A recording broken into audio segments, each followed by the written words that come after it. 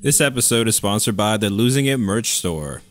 And this week we are featuring the Losing It mask. How cool is that? It's very cool. How cool is that? Right? Yeah. And it comes in black and white. Yes. Oh, yes, it does. So the Losing It mask, everybody's getting vaccines, which is great, but we're probably not going to be all completely vaccinated for months now. And I think that we're all losing it just a little bit. So go to nelsiespencer.com, go to the upper right, click on merch. It'll take you to the merch store and get yourself a Losing It mask and support the podcast. Support me and Ronnie and do that now. Thanks, guys. Losing it, losing it, losing it, losing it, losing it, losing it, losing it. If you got a story, we don't care if it's happy or gory, so come share your Losing It story with us. Hi, everybody. I'm Nelsie Spencer. Welcome to Losing It. This is the podcast where guests come on and they tell a Losing It story. And I am here with my wonderful, amazing producer, Mr. Ronnie Whaley. Yo. Yo. What's up? See, I thought I'd change it up. It caught me. It caught me off guard. Oh, my God. Ronnie gave me a really? Yeah. Yeah, you're an old white lady. You don't do yo. What's up, baby? Oh, my. How the heck are you? Good. We could probably mention that this is the second time we're doing this. Yeah. We've already said hello. We know absolutely everything. The sun's shining there. He's happy. He's walking the dog.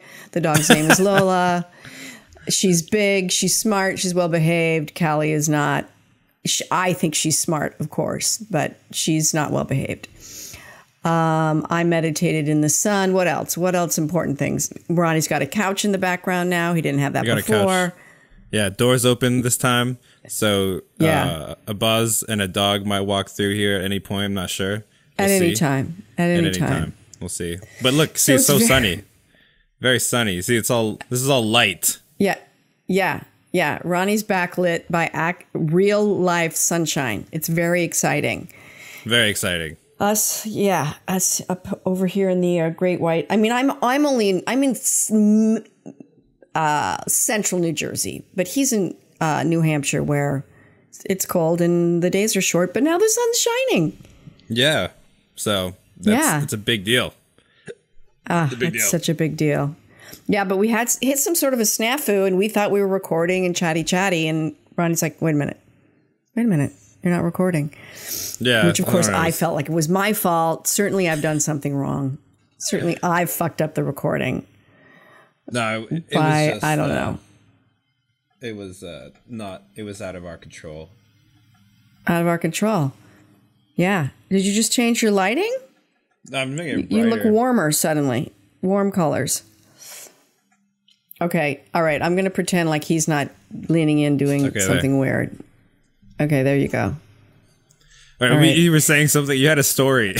You were in the middle of telling a story. Oh, right. I have a story. Okay. I realized it's kind of good that it stopped recording because I realized, God, Nelsie, you are fucking long-winded. Just get to the good parts. Okay. So we live in a rental house that I love, and we have gravel instead of landscaping. And the only plants we have are this grass. Like seagrass that grows really tall, it grows like 6 or 7 feet. Yeah. And once a year, the landlord sends over a guy, literally with a chainsaw, I think, because it's hard to cut through. And he cuts it all down. And then in the spring, it springs back and it's gorgeous. Yeah. So the guy comes over and somehow Callie sleeps through it. I don't know how. It's a miracle. And then around 3 o'clock, there's crazy, crazy barking. My son Malcolm's home. We go down. I'm like, what is she barking at? This is a question that's asked about 17 times a day in our house. What is she barking at? It's usually the Amazon guy, the FedEx guy. This time it's a guy standing on our steps with like a backwards baseball cap, blonde hair about, shoulder length. And he's like, yeah, I think I left my leaf blower here. Have you seen my leaf blower? Meanwhile, just keep in mind that every interaction of talking, while that's happening, Callie is going, and she stands on the back of this chair. We have this big chair, and all four of her, she manages to get all four of her paws, and she stands on it and barks, as always, like a German Shepherd in a World War II movie. A German Shepherd that the Nazis have trained. So really, really badass. So Malcolm's like, I don't know. Well, I said, well, find out what he wants. So I grab Callie by the collar. Malcolm opens the door, and Callie, of course, tries to get away. He's like, yeah, can I help you? He's like, yeah, I think I left my leaf blower here.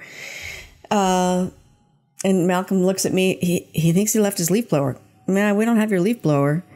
Are you sure? I'm like, yeah, I'm pretty sure. I mean, you can look around the house if you want, but no, we don't have your leaf blower.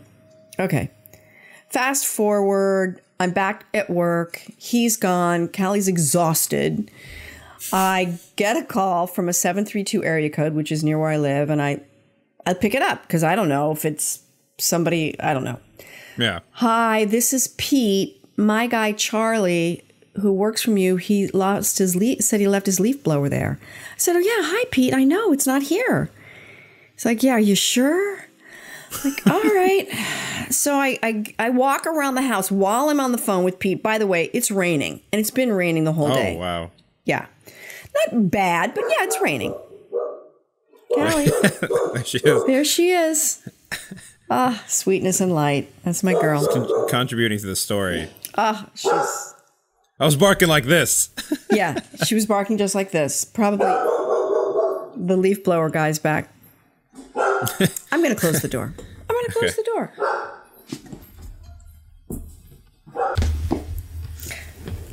Okay, so I'm on the phone with Pete. Got my cell phone. I'm walking around the house. I'm like, yes, Pete, I don't see it. He says, are you sure? I said, yeah.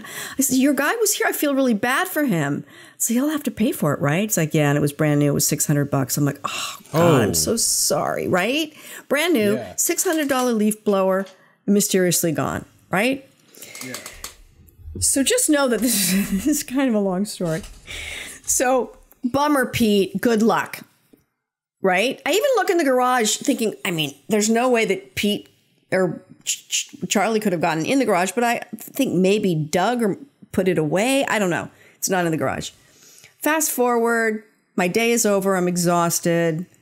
Callie starts to bark again. No one ever knocks at the door. That never happens. No one ever gets that close. Yeah. We know someone's there because someone's pulled up, and that's when she starts to bark. Yeah. So Doug starts talking to him. Long story short, it's Pete. Pete is like, "Are you sure you don't have the leaf blower?" He's back. Okay.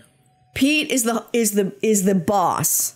Oh, he's the boss. It's Pete, who I was on the phone with, has now come over to confirm my assertion that we don't have the leaf blower. I'm like, no, we don't have it. Keep in mind, Callie is barking nonstop through the whole thing. Yeah. So he's like, I don't want to be a jerk or anything, but do you mind if I come in and look around? Like, he wants to come in my house and look for the leaf blower. Now, if I didn't have an insane dog, I might have said, sure, come on in, Pete. But I'm like, no, you can't come in the house. And Doug's like, yeah, okay. I said, whatever you want to do. We don't let Pete in. Callie's barking, solid 7 minutes. Then he goes out, sitting in his car.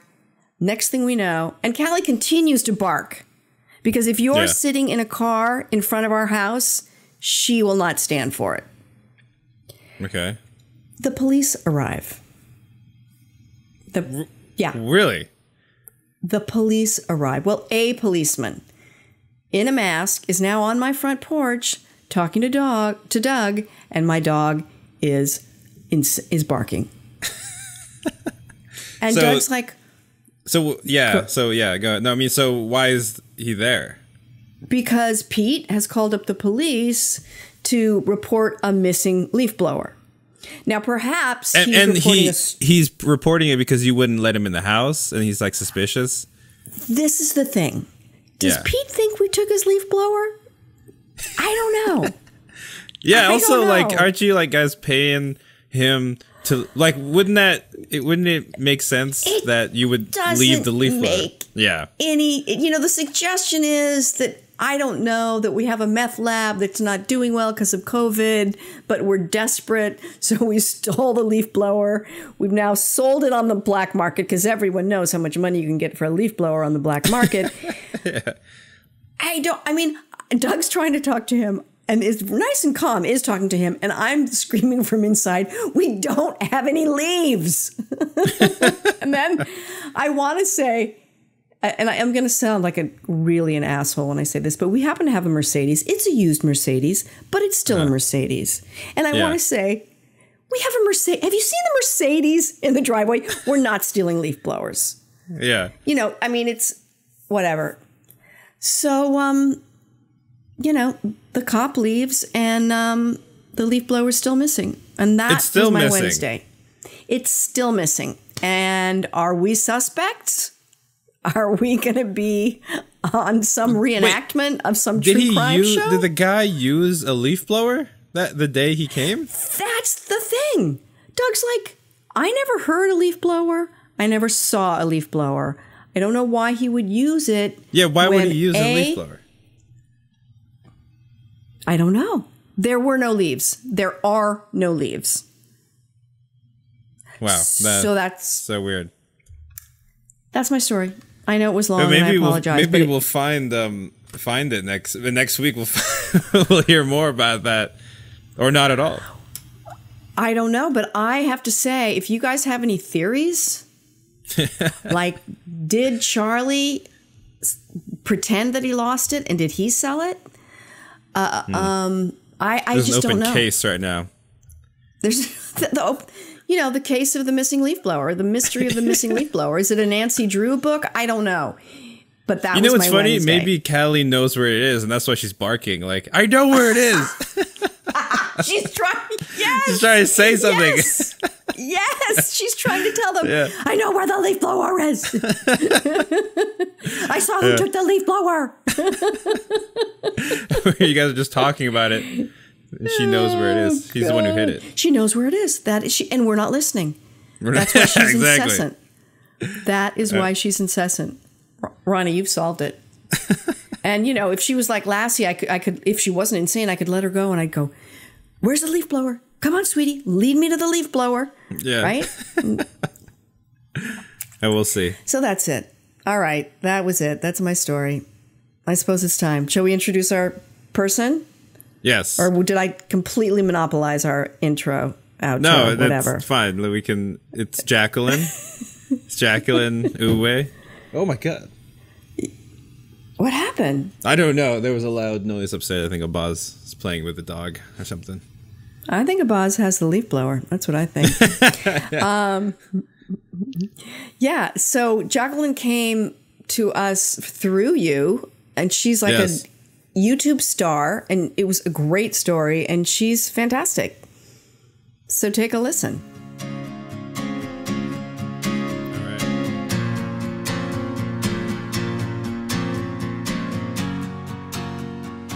So hi, everybody. Welcome to Losing It with me, Nelsie Spencer. I'm so happy and excited. First of all, you guys know I adore Ronnie, and I talk about it all the time, but he finds me these guests that are so amazing. And of course, decades younger than I am. But I love the young people. So, and today he's found me this wonderful woman who is funny and smart and is interesting and bold. And I know she's going to have a good story. And she does comedy. She does improv. She does sketch comedy. I'm going to learn even more about her. But will you, I'm going to introduce, and I can't wait to hear everything she has to tell me, the beautiful and talented and orange clad Jacklyn Uweh. Hey, thank you. Thank you for that. Hi. Hey there. How are you? I'm doing great. How are you today? I'm good. I'm ensconced in my little bedroom office / studio. How about you? I too am in this very tight corner of my room right now, and I just have everything blocked off to make it look as professional as possible, but everywhere else is a mess. Yeah. Me too. You know, like, do not tilt the camera down because exactly. you'll find an unmade bed and, you know, running shoes strewn here and there. Everywhere. Absolutely. And where are you, Jackie? I'm in Los Angeles right now. You are in Now, are you a California girl? I am. I was born and raised in California. As was I. Hey. And you went to UC Irvine, right? I did. So my brother and my niece both went to UC Irvine. Oh, yay! Yes, that's that. Yeah. Isn't that crazy?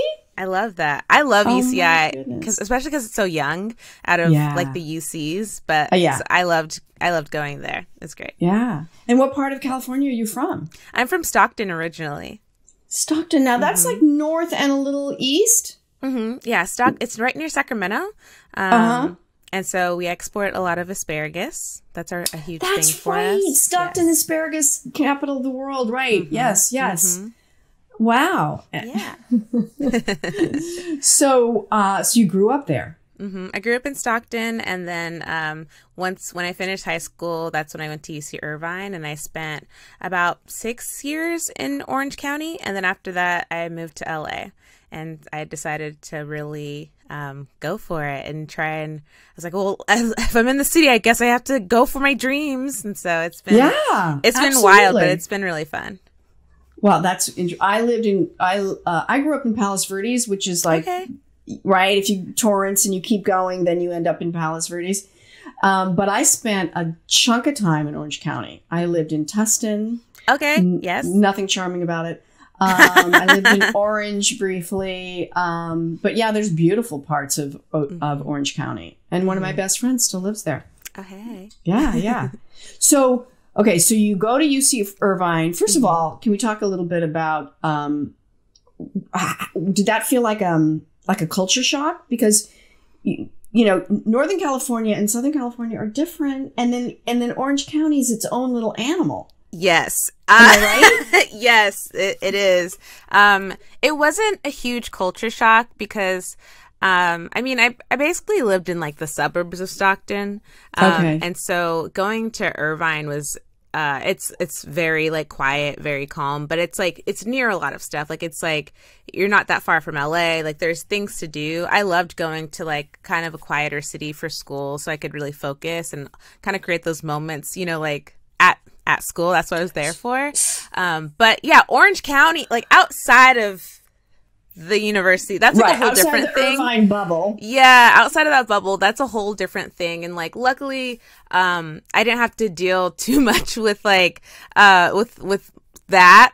I had other friends that did, but like I mean, I think everybody knows that Orange County is notoriously white and notoriously conservative. Yes. And yeah, so it's not multicultural in any way. No.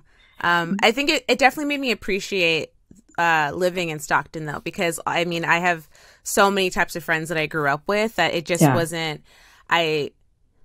I mean, like at the time, I didn't even think about it because these are just like my friends. I did have a lot of like peers, though, that did have a harder time with culture shock where it's like everyone they grew up with looked exactly like them. So going to UC Irvine, it was just like, what am I doing here? Like what do I like, you know? So that was hard, but I had a lot of fun. Like I've always really loved school and I just love being involved, and I was super involved in like almost honestly my whole life I've been too involved in things.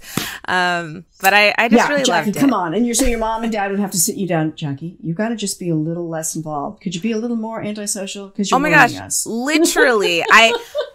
I mean, it's not like the story that I brought today, but it's literally, I was supposed to be a cheerleader at one point and they said no. They said, no, literally, woman, stop. Like, sit down. You cannot do any more things. And so it was a good choice. But at the time, I was hysterical. A little upset. They were like, no, that is way too many extracurricular. Oh, that's hysterical. I love that. I love that about you. Really. My daughter she's born in 94, so she's a couple, you're 92, right? Mm-hmm. I think Ronnie told me that. So she's a couple years younger, but she was that girl too. Like she started the Harry Potter club in her high school and designed the sweatshirts, and everybody got one. And yeah, I hated school. When I went to school, they didn't even have clubs. Clubs. Oh no. There were no clubs. It was just like, go to school, get your grade. But it was also, I mean, it's a whole different time. And it sounds like you might have had a lovely childhood. So, yeah. It's like, yeah, my parents are pretty cool. I feel like when I just had a birthday, so I'm also like reflecting a lot on just Happy birthday. Thank you so much. When was it? It was on Sunday. I'm the 21st. So you still in Aquarius? I'm a Pisces. I'm like right on the cusp. Oh, you're on the cusp. Yes. Pisces. All right. Yeah. And I have no idea what that means. Right. I say, Pisces, knowingly, like I know. It's a water sign. That's all I know. It's a water sign. And I read somewhere one time, and I was very offended that Pisces are gullible. And then I thought back, and I'm like, yeah, it's a little true. I just take things at face value and like, great, I'm just meeting you. I assume you're going to tell me real things about yourself. Oh, you're lying. Okay. Wow. I also love the fact that it's like, what do you mean, Pisces? Like, you're believing this thing. Mm-hmm. You're gullible, that they're telling you that you're gullible. Yes. Like, yes. Who the fuck knows? Really, who knows? Right? Oh my God. That's so funny. So you just had a birthday. Happy birthday. Mm-hmm. And so you've been reflecting. I have.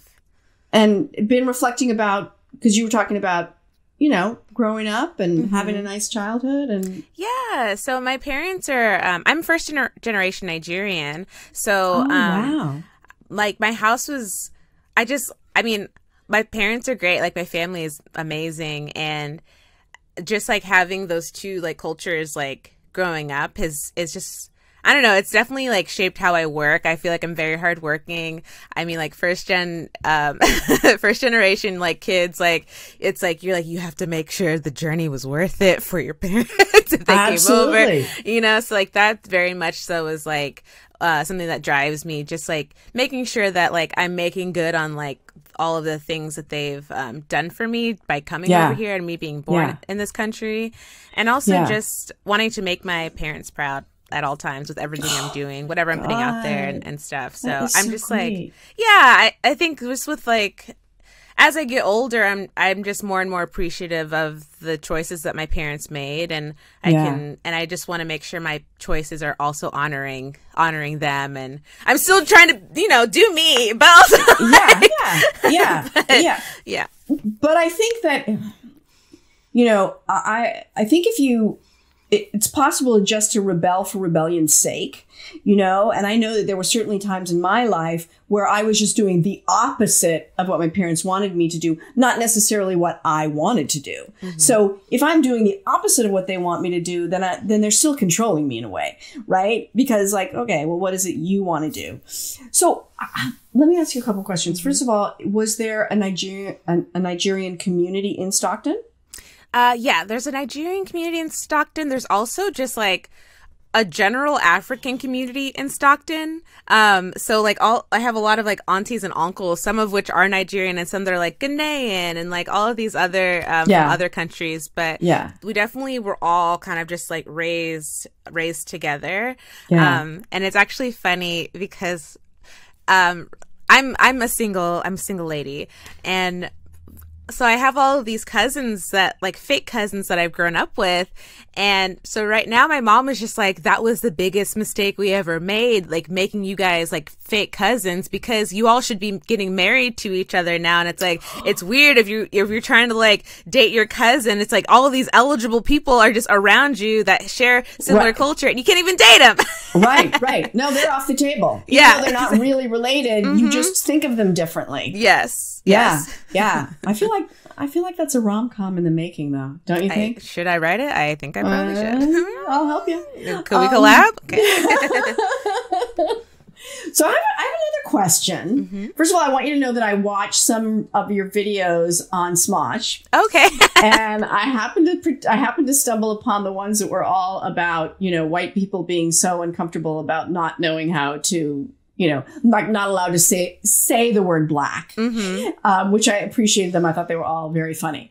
And this is, so I'm going to go in. I'm going to talk about race, if I may. Yes. As a first generation Nigerian who has parents who came here on purpose, do you experience when you meet other African Americans whose ancestors were brought over here on slave ship, who've had a very different experience of America? Do you feel that difference? Do you feel that difference in you in relation to maybe being American or being black in America versus what maybe some of your other peers who have had generations of being here?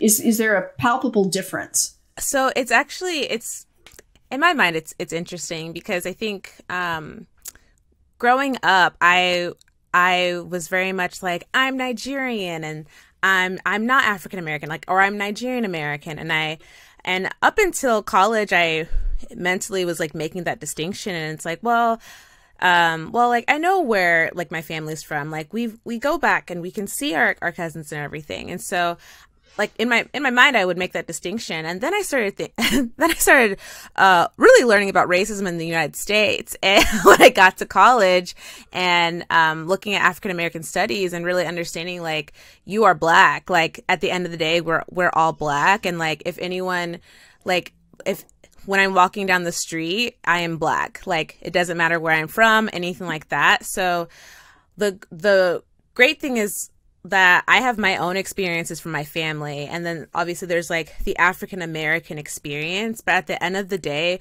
we're all black. And then within that, it's like your experiences are different. Like I have light skin privilege that I benefit from. And I see how I benefit from it in comparison to like dark skinned black women. Like that's a completely different experience. So, but I mean, can I still relate? Yeah. Because like at the end of the day, like we're all black, and it's like these are like these details that make that like, I guess like I don't want to say brighten, that's not the right word, but like these are special parts of our experience, like as people and where we're coming from and everything. But yeah, we're all black, and like we're all of the issues that are affecting like us in the US and even globally are all of our issues. Yeah, absolutely. It's right, because even if you say you identify yourself as Nigerian American, and but like you said, if whoever's watching you walk down the street and have whatever experience that they may or may not, to them, you're black. Like, I like the way you put that. That's very well put. Interesting. And the reason, I asked that question because, because I think that I know nothing because I'm a white lady and I didn't live any of that experience. But one of the things that I have done many a time is had a very long conversation with African cab drivers. Do you know what I mean? Oh, okay. Yeah. So, you know what I mean? I was like, okay, cool. Where is the sentence? Where is this going? Where is she going? I mean, if I'm going from Harlem to the Lower East Side, I'm going to have a long conversation because I always chat. Where are you from? And I'm from Ghana and blah, blah, blah. And I'm always curious about their relationship to this country that they've chosen.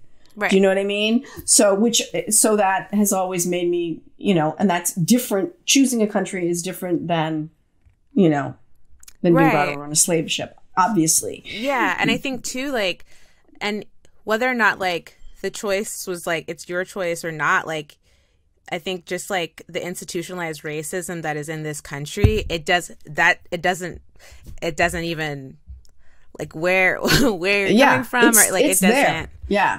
It's there. It can't be denied. And yeah, absolutely.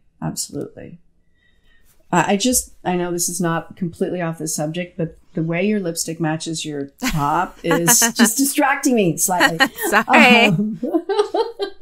Okay, so we went from UC Irvine, the UC Irvine bubble, to, you know, Orange County and that whole thing, to Stockton and being Nigerian American and being a Black woman in America. So I appreciate that, and thank you for you know, just giving me some insight into that.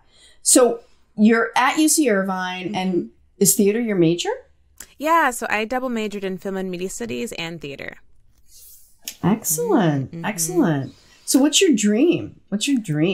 So I feel like I'm actually living my dream. So my huge dream was to be a professional actor, and as of the pandemic, somehow I've managed to, all of my like income and all of my work has been coming from entertainment, which was the biggest surprise to me. That is so awesome, Jackie. That is so great. So it's been really awesome. Just after graduating, I was like, okay, how do I I only applied to Southern California schools because I was like, I was going to ask you that. Did you only do on all UC schools? I did a couple state schools.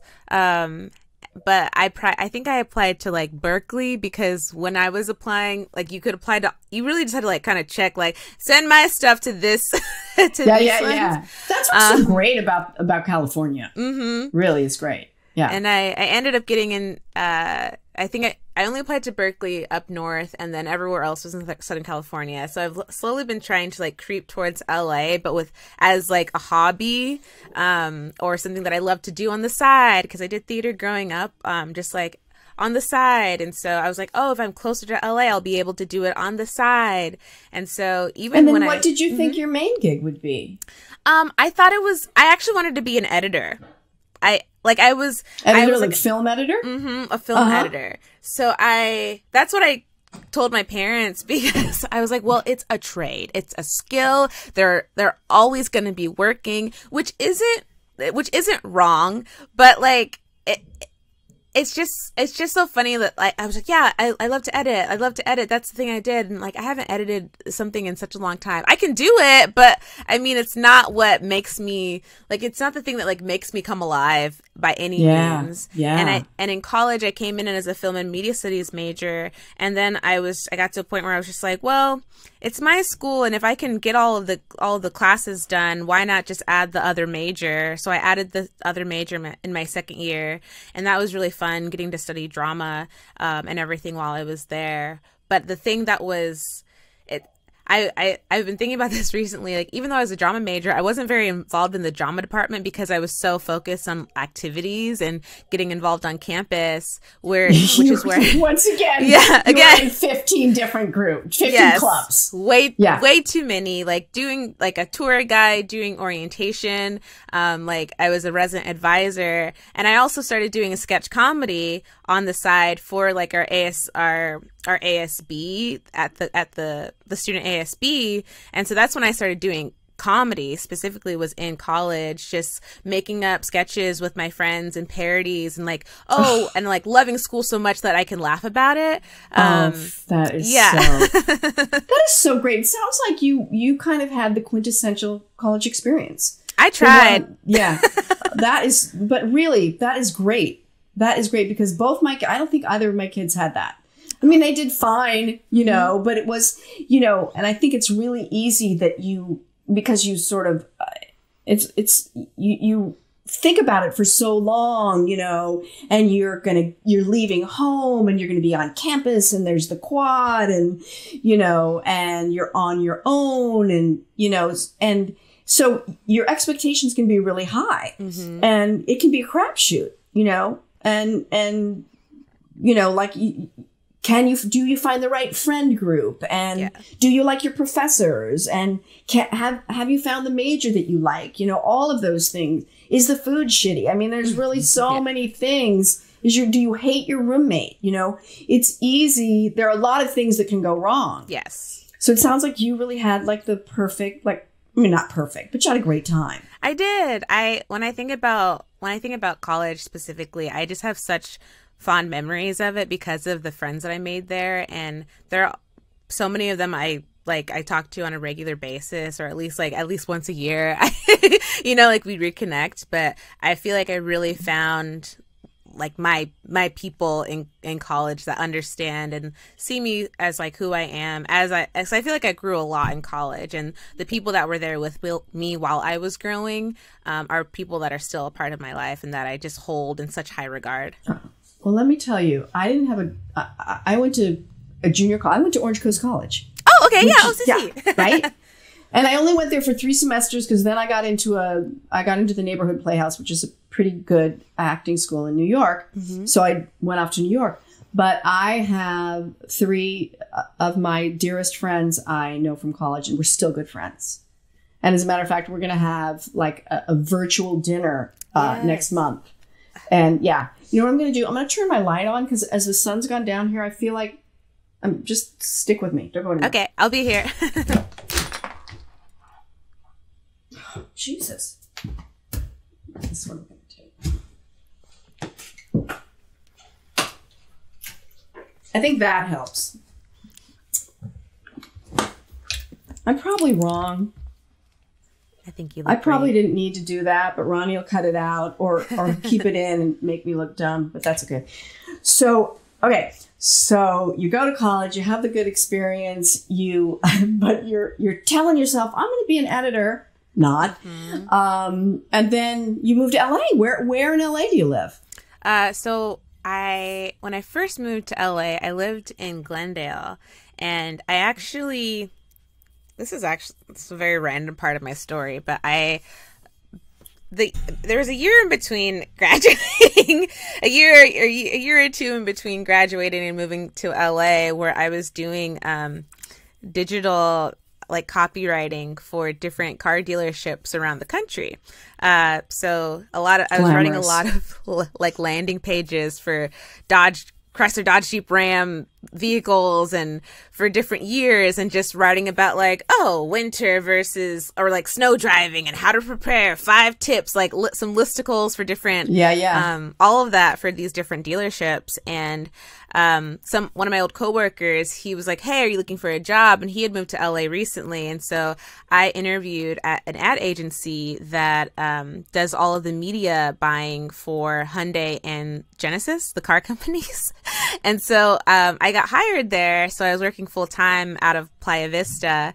And so that was what kind of like got me to make the final move to LA. But then I was like, if you know anything about LA, I was living in Glendale because we was living in Glendale, but I was working in Playa Vista, which is very far. It's like 20 miles, but 20 like LA miles. It was like 20 LA miles. It's like it's an hour and a half commute, maybe. Yeah. It's so wild. funny because my same niece that went to UC Irvine lives in Glendale. Oh, I love Glendale. Also, maybe your niece and I should hang out. I don't know. Probably. I don't know. You probably should. She'd probably hang out with my daughter. She lives right near Larchmont, and she works for Warner Brothers. Oh, awesome. Yeah. I won't brag about her. I do that too often, but yeah, she's great. Don't dox her either. Sometimes I'm like, this is where I live. I'm like, oh wait. Let me not give out my location. I know I don't live in Glendale right now, but I'm still in Los Angeles.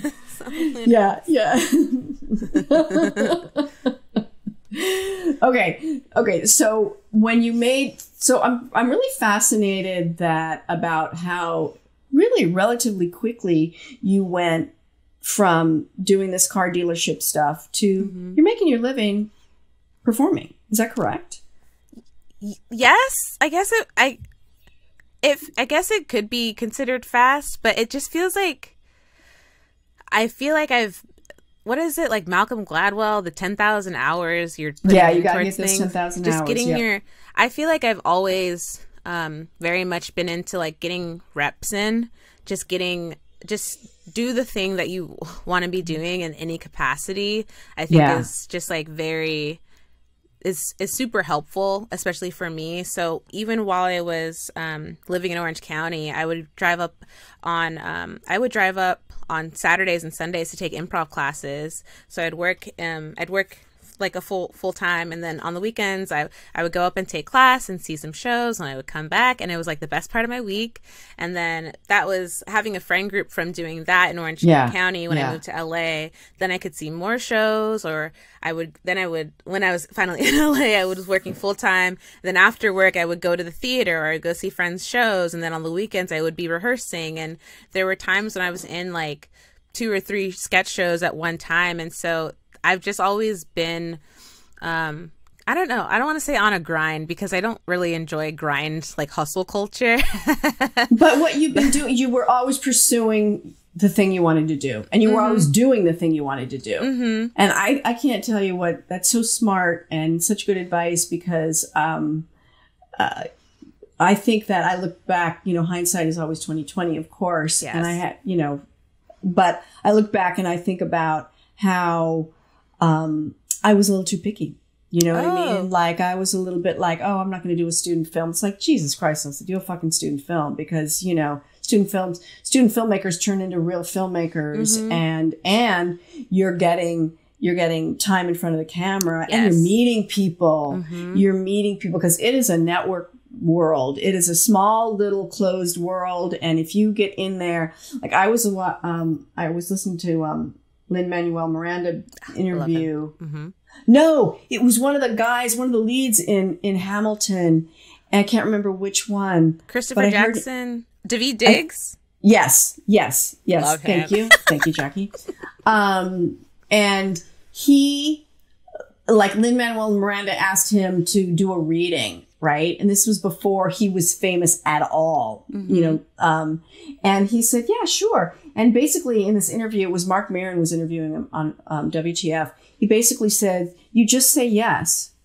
Your friend wants you to be in the reading, you say yes. Your friend, will you be in this? You say yes. Because, and then he does Hamilton in the public, and then Hamilton is going to Broadway. He's like, I know I was going to be replaced, and that's fine. Of course they'll replace me. I'm a nobody. Did they replace him? No, they did not.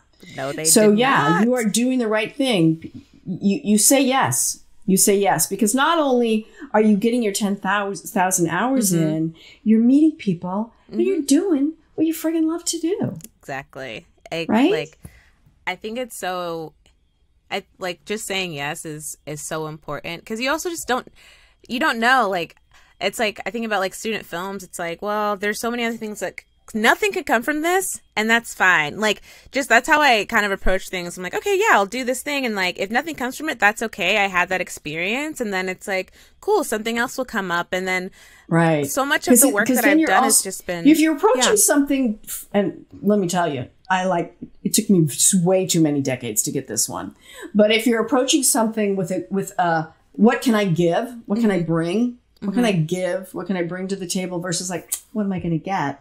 Yes. That's, you know, it's a different energy, and it creates a different thing. Completely. So yeah. And I think if you're not able to bring yourself to something, then that's when I say no, because I'm like, well, I know I'm not going to be able to bring the energy to this, or like the actual time to this that I would want to. So like, I'm going to do us both a favor and say no, because you don't want it. You don't want it. Yeah. And you don't say yes to something if you think that it's a bad movie or a bad role, or, you know, like, you don't say yes to porn if you're not trying to pursue that. Right. It's like, if that's what you want to do, go off. Yeah, go say yes. Go say yes to porn. But be safe.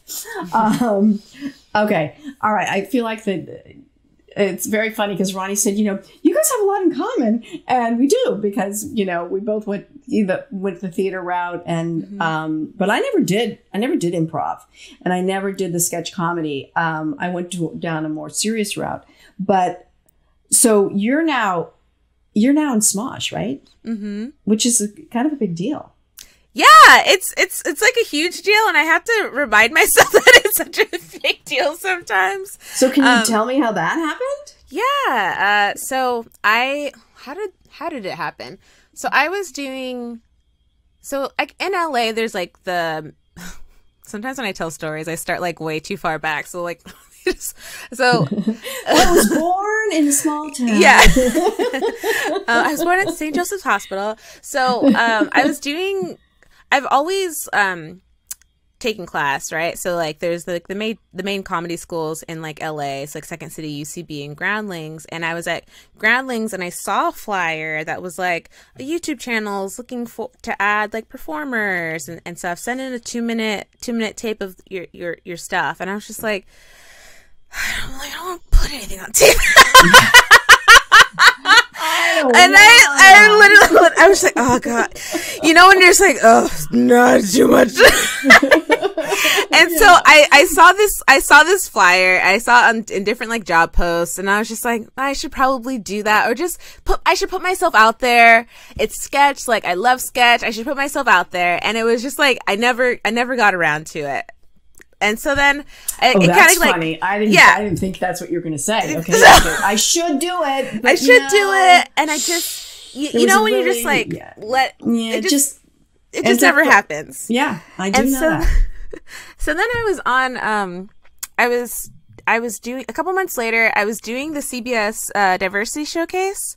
And so I was in like that sketch process, which is like a whole other beast. Great experience, but just a lot of like time and commitment. And I got a direct message on Instagram from a casting director, and she was actually casting for Smosh. And I was like, this is a sign from God.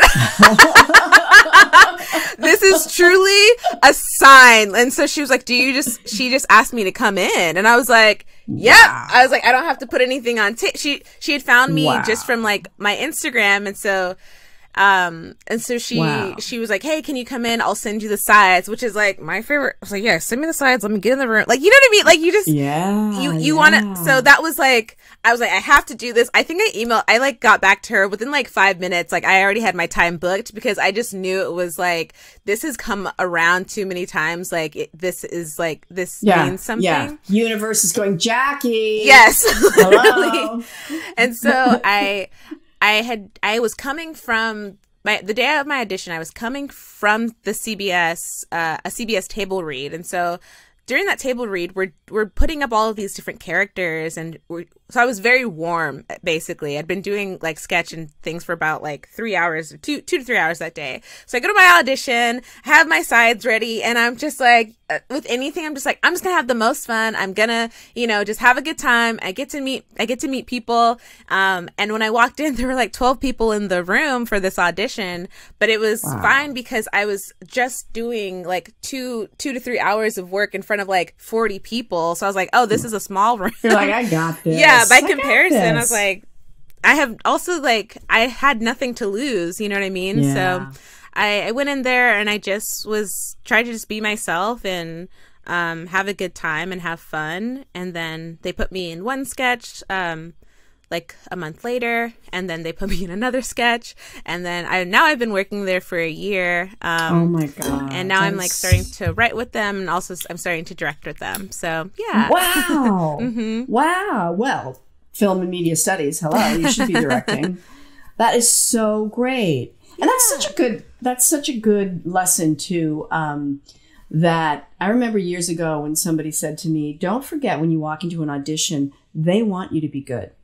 Because if you're good, they're done for the day. Yes. Right? They are rooting for you. And also, that's number one. Number two, you have nothing to lose because you don't have any, because if you walk in there with fear, and again, I haven't auditioned in quite a while. And would I be able, if somebody called up, would I be able to take my own advice? But also that idea of have fun, because that's why we do it. Yes. And otherwise, you might as well be sitting in an editing room, right? Or taking that accounting degree that your parents wish you'd taken, right? So if we're going to do this, if we're going to be in the business of show, should we have fun doing it? Yeah, I think we should. Yes, we should.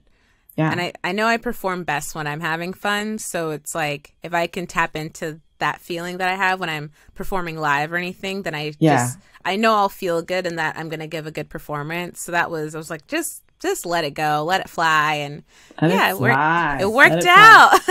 Well, I know you have a losing it story for me. Mm-hmm. And I think it's come to the time where it's time for you to tell it. All right. So it's actually kind of funny because I had another story in mind, and it involved marching band and a beret, But I was actually just thinking about when I got diagnosed with an autoimmune disease. So I guess she said, chuckling. You know how funny that is. You know, it's such a fun time. But it also has to do with marching band. So I guess this story kind of is losing. Maybe I'll find a better way to put this at some point after I tell you the story. But I'll just tell you the story, and then we'll go. We'll reverse engineer the losing it part. Yeah. So when I was in high school, I was overly involved, as I mentioned. So I was in ASB, I was in marching band, I was also doing drama, I was in all of these clubs, I played volleyball, I did track and field, just a couple things. So that's why cheerleading wasn't in the cards. And so my mom's a nurse, and growing up, I had some very specific medical issues. So this is also going to be a little bit of butt. We're going to talk about some butt stuff. So I apologize. You know, all butts are off. Go ahead. Go for it. Bad pun. Sorry. So I was noticing, I had some symptoms that I was noticing, but they were a little embarrassing because it's like, you don't want to talk about your butt with your mom, like whether or not she's like fully qualified professional. You're like, no, mom, I don't want to talk about it. Yeah. So I had some symptoms that I was experiencing for a while that I thought that I was having these symptoms as a result of not doing something that my mom told me to do. So my mom had told me to take stool softener, and I was like, I was like, I don't like taking medication. So I was like, I don't want to do that. Yeah. And so stool softeners are for losers. I was like, I don't want to do that. Yeah. So I wasn't taking it. And so then I had these symptoms, and I was just like, oh, it's because I'll start doing that. But then because of the symptoms I was having, I was I was getting really fatigued, and I was having these really intense stomach pains whenever I ate. So if I ate at 3, by 3:30, 3:45, my stomach was hurting. And I remember one day I had a marching band competition that we held. It was our home marching band competition. And I don't know why, but I remember the sandwich so much. My godmother made me a sandwich for lunch. And then I just remember being at the awards later and just being in so much pain in my stomach. And so then I wasn't feeling well. So my mom kept me home from school. And I remember my mom doesn't help me clean my room often, but for some reason this weekend she was like, we have to clean your room. So, and I'm a hoarder in training, so I have a hard time with people touching my stuff. And I just remember being kind of just a little cagey, but too weak to be that upset with my mom. Oh, and I remember I walked downstairs and I was just exhausted and just spent, and my mom was like, we're going to the hospital. And so she took me to the hospital, and I had a sigmoidoscopy, I had a colonoscopy. And they found that I had ulcers in my stomach, and I had ulcers in my colon. And so they treated me in Stockton for about 3 weeks, and then they sent me home, and they're like, if it doesn't get better, let us know. So 5 days later, I was still having more symptoms, and so I came back. Then they shipped me off to such a weird way to put it. They shipped me off to UCSF because I was 17 at the time. But I got to ride in this ambulance from Stockton to San Francisco at night, and just being in the back of an ambulance was kind of cool and once in a lifetime, because I could not afford that now. Let's hope. Once in a lifetime. Once in a lifetime. Right? Let's just hope. Yeah. And so then I was transported to the UCSF Children's Hospital, and I was diagnosed. Now, are mom and dad freaking out? Yes. Yeah. I mean, my mom is a nurse, so she's freaking out, but she's also advocating for me at the same time. So it's she's obviously it's your child, so she's upset, and my dad was upset, and everyone's freaking out. But my mom was such a rock star. Do you have siblings? I do. I have 2 older brothers. So you're the baby and the only girl? Yes. Me Me yes. too. Hey, girl. Yeah. Yeah. So naturally, everyone's worried. I mean, if I'm the princess, the baby. Oh no, the baby's sick. The baby's sick. It sounds pretty scary. Were you scared? I was scared, and I was nervous, and I was also kind of like, I felt a little guilty too, because I was just like, I thought I had done something, but then like I learned that like, with ulcerative colitis, I mean, it's an autoimmune disease. No one else in my family had it or had it or has it. Yeah. And it's so funny too, because I don't know if you've, I feel like now that I've said ulcerative colitis, you're going to start to see all of these commercials that actually play like on Hulu specifically. But after like we learned about the diagnosis and understood like what was going on, it was like all around me. Like I couldn't not see like all of these commercials and stuff. And so, I mean, really, it kind of just changed. It changed so much for me. I was in the hospital for a month, like 28 days total. And it was great because the great thing about it. Yeah, I mean, the best part. The best being part. In the hospital. Well, actually, there are some perks to being in the hospital when you're a child during Christmas. I mean, I mean, you're in the like, I say that with like a grain of salt because it's like you don't want the child. You got a lot of stuff. You know, it's like going. You got a lot of gifts. Yeah, you got a lot of gifts, and they have like. There's just like such cute things that like they did. Like there was like bingo that you could play from your hospital bed, and if you're able to go get your gift, then you could go get it. And just the hospital that I was at, like they treated me and my family like very well. And they provided us with a lot of resources. And one of the resources fantastic. That they actually have a camp called Camp Gutbusters. They don't call it that anymore, but like. They don't call it anymore, but I definitely have like merchandise with Camp Gutbusters on it.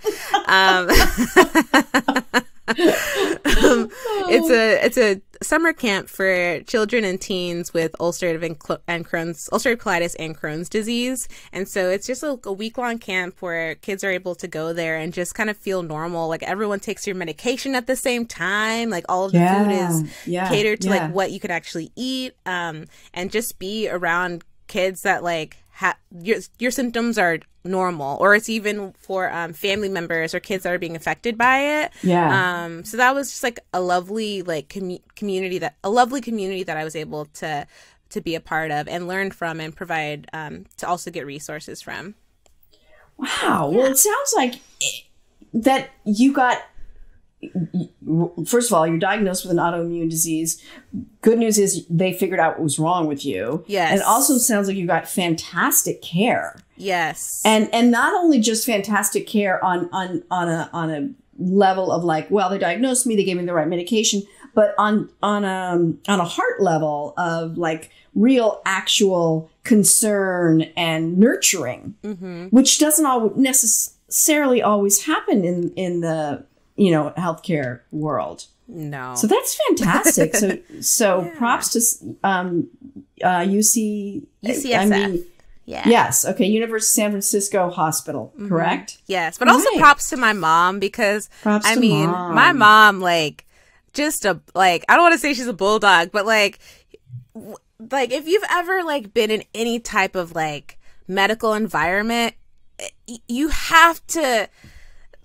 Like, that's one of the things that I think about now is that, like, what that experience would have been like if my mom wasn't there, like, rereading asking the right questions. Asking the questions, like, making sure treatment was right, like, looking over all of my labs and stuff, and just, like, also just looking at my face and knowing that something was wrong, you know, until, because I wouldn't have said anything. I mean, I was just, I was embarrassed by the symptoms I was having, and she just found out, and she just went into like mom mode, but also nurse mode, and mom mode and nurse mode. And it's interesting because look, it's not like sometimes the school that where one can be brought up in this, oh, you're fine, just eat more salads or whatever the hell it is, you just need Metamucil, or don't be a complainer, and that can come out of the mouth of somebody who is a nurse, Yes. So really, I think that,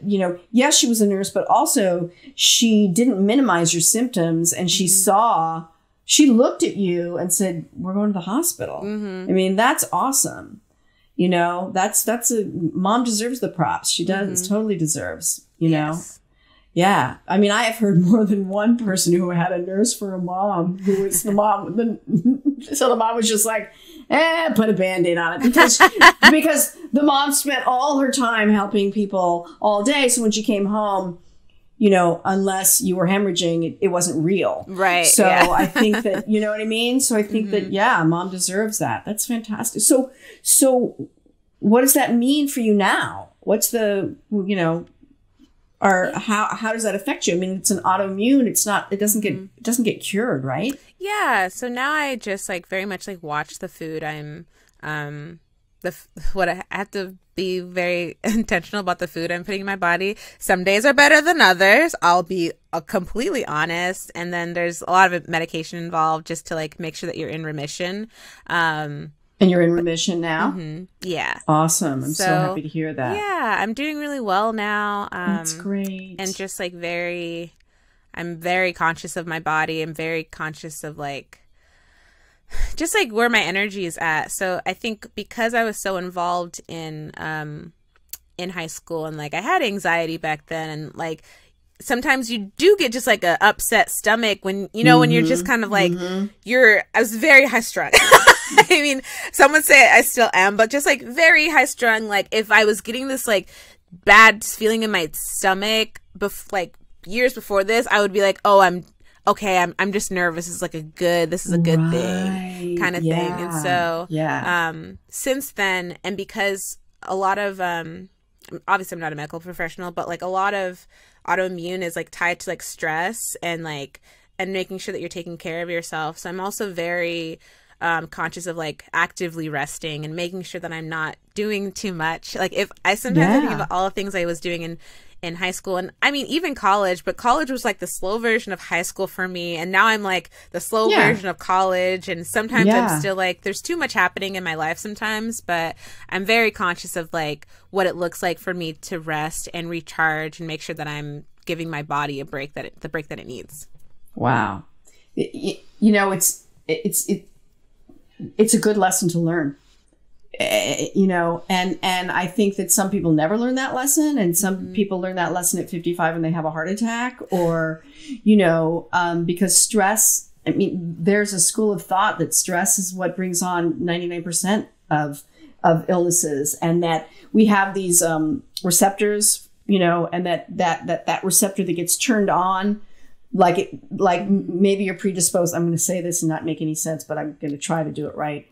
Stress can turn on these receptors that we would get something that we're predisposed to get.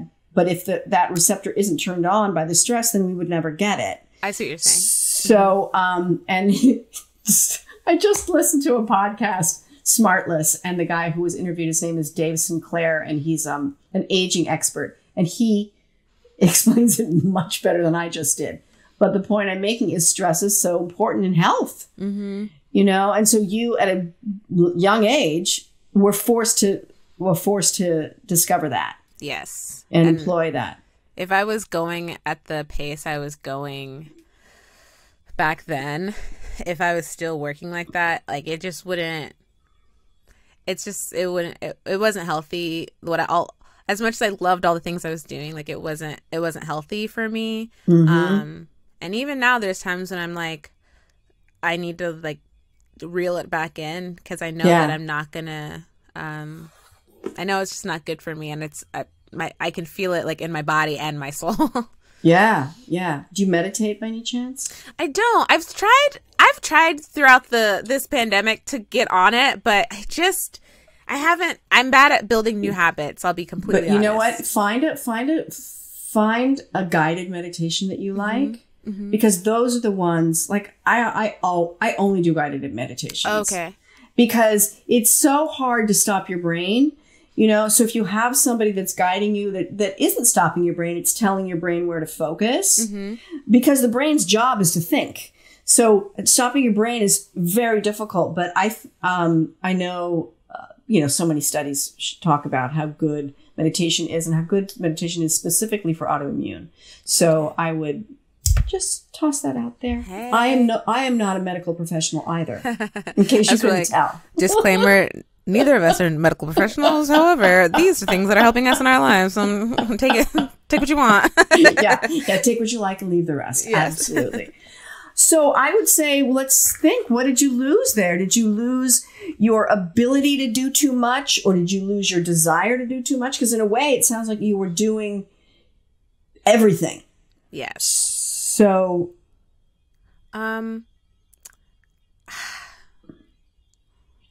Did you let go of a part of yourself, do you think, when that happened? When you were forced to slow down and let go of certain things? I feel like it felt, at the time, it felt like a loss. Like it really did. It felt like, I feel like I lost foods that I could no longer digest, that my body wasn't going to react well to. I felt like I lost. What's the food? What was the toughest one that you had to give up? It was, if you don't mind my asking. Like, you're not supposed to eat like spicy food or pepper or even like roughage. It was just like very, when you're having like a flare up, there's specific things like you can't eat. But I feel like, I mean, I nearly lost, I honestly, like, I lost a lot of hope during that time. Because when I was getting diagnosed, and this is over 10 years ago. So what we know now about like ulcerative colitis is a lot different than like what we knew back then. And I didn't know how big of an impact it was going to have on my life. So I was in my junior year, and this was around the holiday season of high school. And so this is when I'm applying for college and things like that. And I was so depressed and just like, I was like, well, I'll just go to like community college, you know, like I'll just like stay home for a couple of years. And like, I don't need to go out or go anywhere. Like that's where my head was at, because I had to do applications while I was in the hospital. Wow. So you lost a lot of hope. I lost a ton of hope. And yeah. And then it's like on the flip side, like one of my greatest friends, she helps me submit my applications. Like I had some of my essays written, but there was like I was writing some of them in my hospital bed, and my dad had to like run over like a thumb drive to her to like get my stuff over to her, and like her and her mom are like pushing my applications through, like because also I was submitting like the day before they were due, and like the servers and that hot mess of the system, and like there wasn't like internet in the hospital, and like, the stress, it's so and here you are not supposed to be stressed. Yeah, and it's like I'm like, nah, like truly I was just like, don't need it. I'm tired. I'm exhausted. College, like whatever. And it's like, it's this thing you're working towards for so long, especially in high school, and you're doing all these things to put them on your applications. And by the time the applications came around, I was just like burned out. I was tired. I was sick. I just was like, I didn't even know if I wanted to go away at that point. And I just feel like I lost I definitely lost like a sense of self at that time, and I lost like sight of like the things that I wanted to do. I mean, acting wasn't right, because even, you're a doer. I am a doer. Right. You know, and if we're not, and I think people that are doers, and I'm definitely one of those people, you know, there's that expression, we're human beings, not human doers. But for those of us that, you know, get our identity from what we've done, get our self-esteem from what we're done, being asked to not do is extremely difficult. It's like, well, if I'm not doing something, then do I exist? Yes. Who am I? Oh my gosh. The crisis, the identity crisis. Yes. So, yes. So when did it shift for you? I mean, I'm sure it was a long shift, but was there maybe a moment where you you realized that you got your hope back? I honestly think the camp really helped me out. It really, that's so great. Just being in that environment and seeing there, because there's adults and like the counselors and everything. And I was a counselor for a few summers there too. And just being in that environment and just seeing how normal it was too. Because when I got diagnosed, it seemed like the end of the world, you know, and and I didn't know how my life would look like and what adjustments I would make. And it's like now it just seems very dramatic, but like that's where I feel like we were at as far as like our information back then. Yeah. And also though, I think that, you know, when you're 17 and somebody tells you have an autoimmune disease, then suddenly it's like, what, you know, nobody else around you has this thing, and you're in the hospital for 28 days. I mean, it's a huge thing. It's a huge shift. It's not a little thing. It is a big thing. It is dramatic, you know, but you weathered it and beautifully. And went to UC Irvine and killed it. But you didn't get to be a cheerleader. I didn't get to be a cheerleader, and it's okay.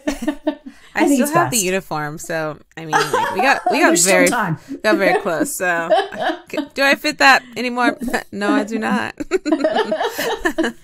So, if you were going to say something to somebody who might be just freshly diagnosed with something, what advice would you give them?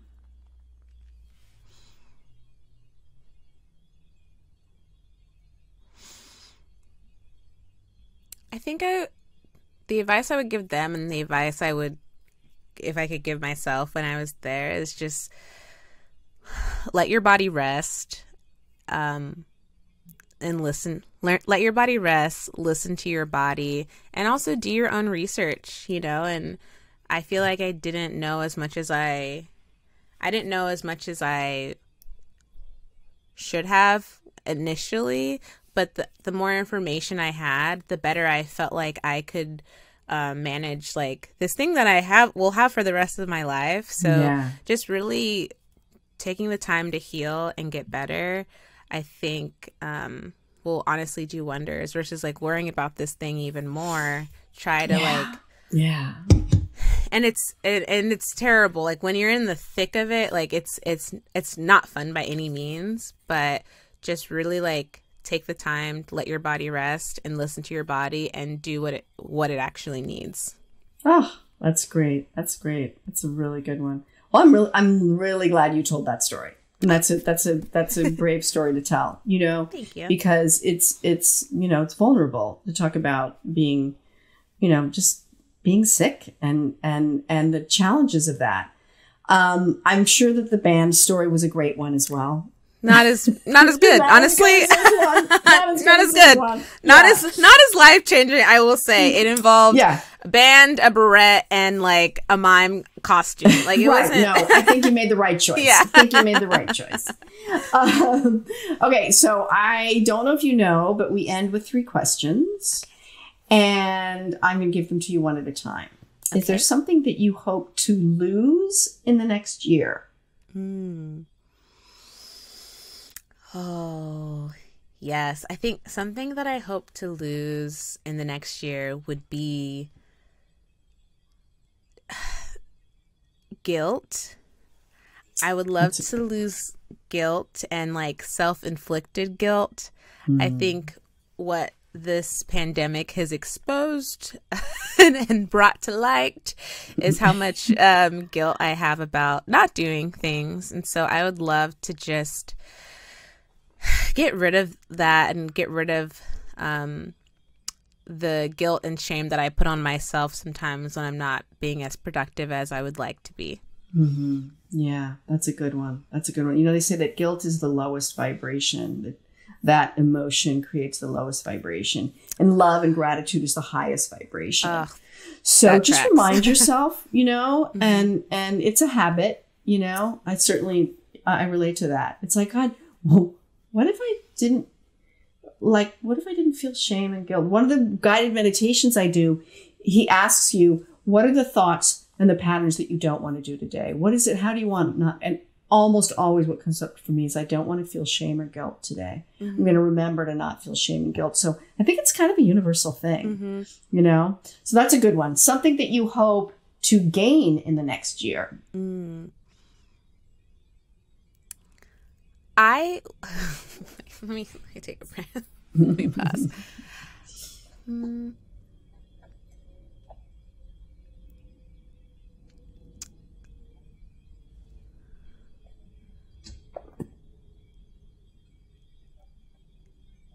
Can this be like a habit that I hope to gain? Sure, absolutely. Okay. So I would really love to really embrace like the ideas around minimalism. That's something that I don't want to become a minimalist necessarily, but I just love the idea of like just being grateful of the things that you have. And it's something that I'm working towards, but just being grateful for really every day. Really every day. Gaining gratitude. I think I've been doing really well as far as I'm looking at all of the things around my room, but really looking at like being grateful. Like I don't need to go out and buy more material things, and like I have enough, you know what I mean? But then just also like on a day, taking that to the next level and just being grateful for like each day and what each day can bring. I would love to get there in the next year. I feel like I'm close with like my material things, and that's been a huge shift for me. And I've gotten rid of a lot of stuff, donated a lot of things. But I think just being grateful for each day, I think is something that I really want to help drive me. It's like I have a whole day to do things, you know, and like it's like, oh, I have to. I don't want to wake up like, oh, I gotta do these things, and like I get to do these things because I am alive. I another guided meditation I suggest that when you wake up in the morning, like when I wake up in the morning, I say I'm so grateful for my pillow. I'm so grateful for this bed, and I'm grateful for the view out my bedroom. Like I try to start my day with that. So yeah, that's a great one. Okay, last but not least, what is something that you hope you never lose? Oh my gosh. I hope I never lose like my sense of joy. I feel like when I'm happy, like, I mean, it's just a fun time. I never want to lose that. Just like especially with acting and just all the things you have to do with all the things, you know, like I never want to lose the fun of like performance and the fun of just like, and also like life is very fun, and there's just a lot of like silly things that happen at all times. And when you're just, I don't know, like that's where a lot of my humor comes from, is just looking at life, and I'm like, that's very funny. I'm with you.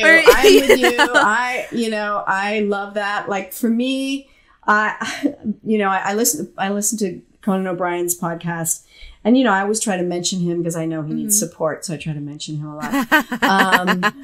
But he always says that he worships at the altar of silly. And I friggin' love silly. I love being silly. I'm with you. I'm with you on that. Right on. Okay. Yeah. So we have to wrap it up. But I know people can watch you on YouTube on Smosh, right? Yeah. And where else? Are there anything else you want to promote? Should they follow you on Instagram? Talk to me about that. Yeah, you can follow me. Yeah, you can. Like, let me retake it. Take two. Cut Take that two. You can find me on Instagram and Twitter. My handle is @Jacklyn_Uweh. That's @JACKLYN_UWEH. But since we are now friends, you can call me Jackie. So, hey. Good. Fantastic. Well, this was just a delight. It was so much fun. Fellow California girl. Hey. And fellow, I won't say that you're an Orange County girl because you're not, but you spent some time there, as did I. But I grew up in LA County. Okay, Let's be clear about that. Yeah. So this was great. Thank you so much for coming on. Thank you for having me. This has been really nice. I've loved this. Good. All right. Well, that was fun. And she's amazing. And hell of a story. And she's so chipper. Like you would never, she's not like, you would never in a million years think that she has a chronic illness. Like she's just like, yeah, hi, I'm Jackie. Like just chipper and adorable. Yeah. All right. It's crazy. That YouTube channel, Smosh. Yeah. I grew up with that YouTube channel as a child, like literally like a 10-year-old.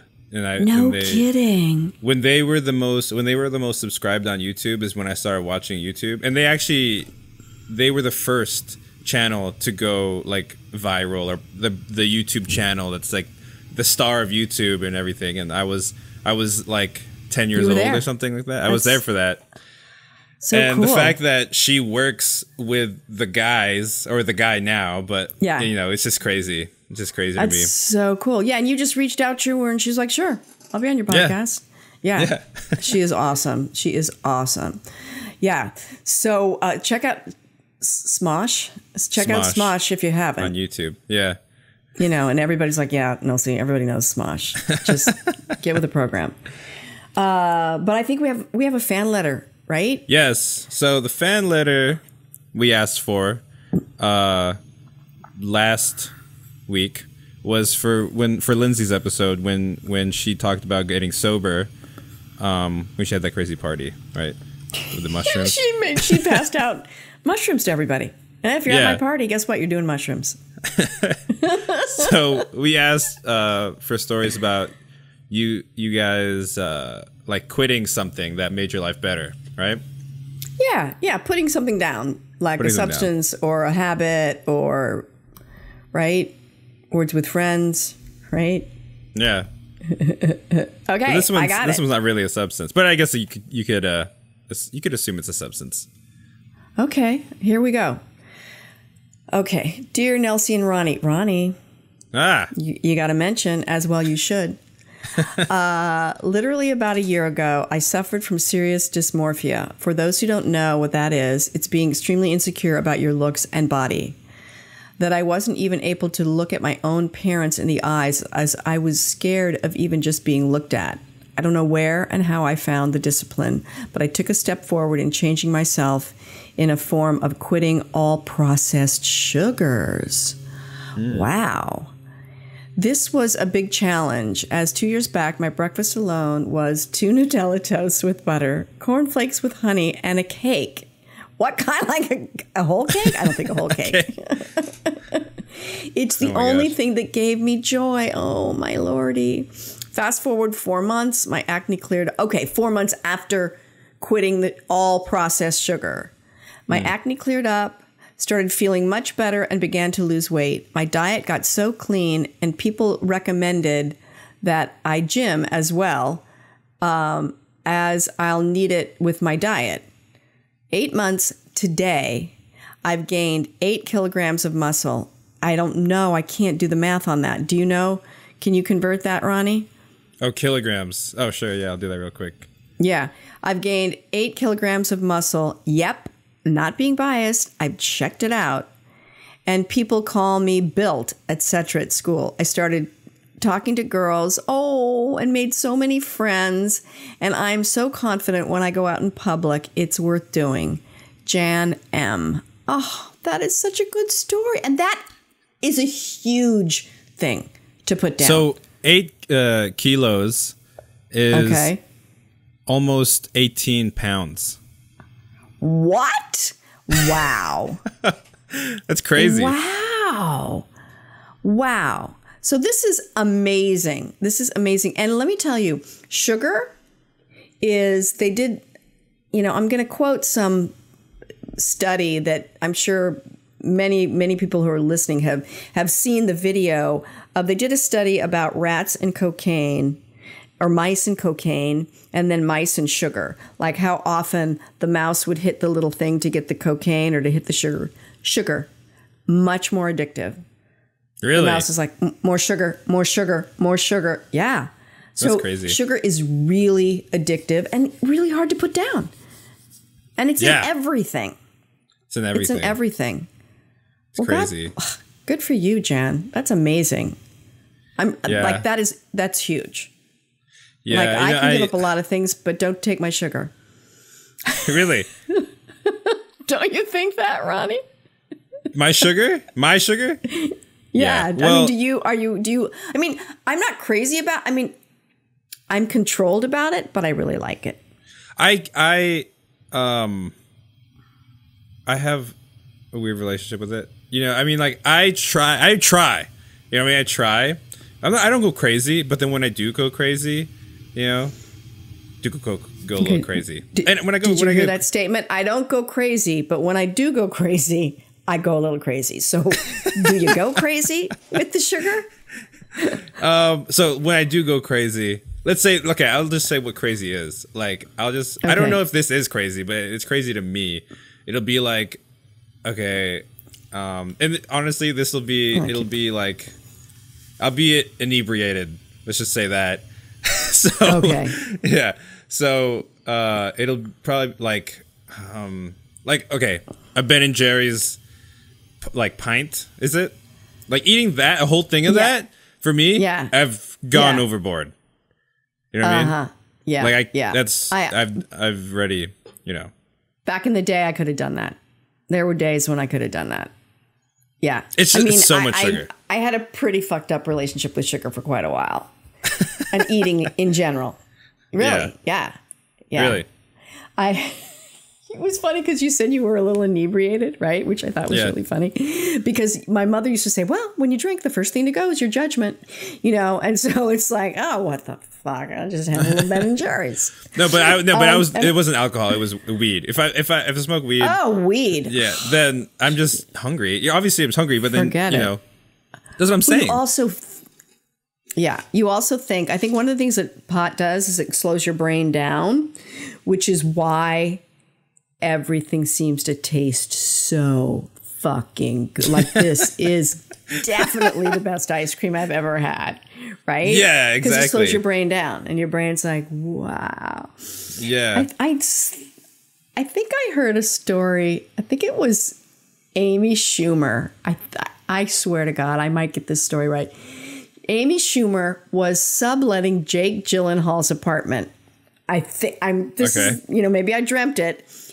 She gets drunk one night and she opens his freezer and sees a frozen cake. And I don't think it was from his wedding. I don't think, because I don't know. Did Jake Gyllenhaal get married? Probably. Anyway, she's so drunk. She's unfreezes. She thaws out his cake, or maybe she doesn't even thaw it out. She starts chipping away at Jake Gyllenhaal's frozen cake that he's clearly saved for a reason. Yeah.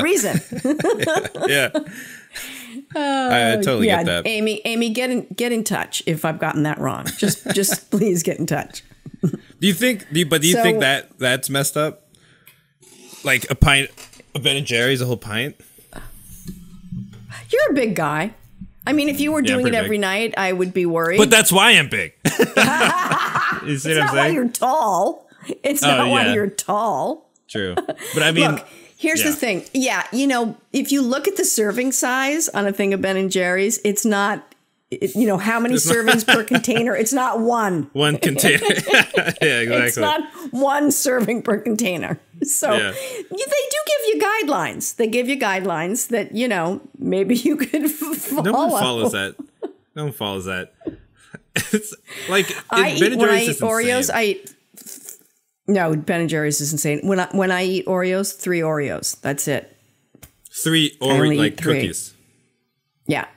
I eat 3 Oreos. See, I have a thing with Oreos too. Like, I'll go through a whole thing of Oreos, and I'll just be like, I just hate myself right after that. I'm like, God, it's just like, it's portion control, Ronnie. Portion control. That's why I don't buy any of it. Like, if it's in the house, then it's over. Yeah, you know what I mean. Like, I've already succumbed to it. If I bought it, that was the great thing about living in New York, is that you could just a corner deli, right? You could just go to the corner deli and buy a small thing instead of buying, I live in a house, so I have to buy groceries that include, the 4-pack of Oreos. Oh, that makes so much sense, because I will eat, they'll last me half a year. Last me half a night, really. You know what I mean? I think my son's been known to eat a whole sleeve of Oreos. but he's got a fantastic metabolism. He's really thin, and yeah. No, I've eaten an entire mint Milanos. I've eaten an entire bag of mint Milanos, and there's fucking 12 of them in there. I mean, there's a lot of mint Milanos in a sitting. Yeah. Sugar, it's friggin' good and not good for you, man. Not good for you. No. All right. Well, Jan M., you're amazing. We are humbled by you. We could clearly neither Ronnie or I could do that. we could do an entire episode probably just about the stuff that we are eating that we shouldn't be eating. So God bless you, Jan. You're amazing. So what should we do next week? Well, I mean, it's a little bit of another overcoming thing. Because she... How about like crazy surgeries? Crazy surgeries. Oh. But she didn't have a surgery, did she? She had like a procedure done. Oh, that's right. She did have the procedure done. All right. So crazy surgeries. If you have a crazy surgery. Wacky surgeries. Wacky. Something wacky. A wacky surgery is good. And, but I do think I'm going to toss this in. Excuse me for being a little, she said that what she lost is she lost hope. Right? Yeah. And so I think that if you had a time where you lost hope, but you found it again, I'm hoping you found it again. Talk about that too. Or wacky surgeries. Or a wacky surgery that caused you to lose hope. Or you lost hope, then you had a wacky surgery and you found your hope. There it is. That'd be the number one. That's the ultimate. That's the ultimate one. Yeah. So I think we did it. Guys, rate, review, and subscribe if you haven't already, please. Yeah, send your letters to losingitcontact at gmail.com. At gmail.com, yes. I was going to say that. I wasn't really. Send your letters to losingitcontact@gmail.com. And you can also write a comment below in the comments on YouTube. You can DM us on Instagram. And did I get them all? How'd I do? Teach. Did I get it? That's good. Pretty much. Oh, God, all links in the description. Always in the description anyway. Yeah, the links are in the description. And I guess the only thing to say is don't poop in the ocean. Right, Ronnie? Losing it, copy that. Losing it. You came and you listened to the story. I hope so much that it didn't make you sorry, and I hope so much that you'll come back again. Losing It, hosted by Nelsie Spencer, produced by me, Ronnie Whaley, theme song by Hunter Williams. Follow us online on YouTube, Instagram, Facebook, Twitter, and all podcasting platforms at Losing It Podcast. Viewers can email Nelsie with questions or comments about life, writing, comedy, or even your own Losing It story for a chance to be on the Losing It podcast at losingitcontact@gmail.com. For everything Nelsie and everything Losing It, visit us at nelsiespencer.com.